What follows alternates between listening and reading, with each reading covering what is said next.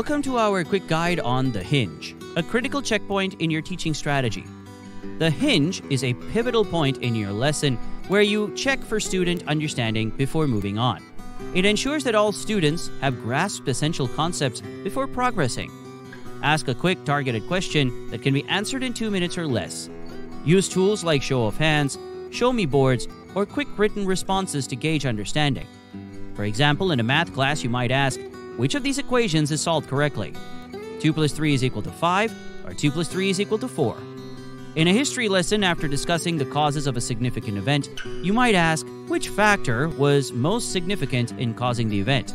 Political, economic, or social? Explain your answer. Quickly review student responses to determine if you need to revisit any concepts. This ensures that no student is left behind as you move forward with the lesson. Use the Hinge to ensure your students are on track and ready to proceed, making your teaching more effective and responsive to their needs. Thank you for watching our quick guide on using the Hinge. Don't forget to like, share, and subscribe for more teaching tips.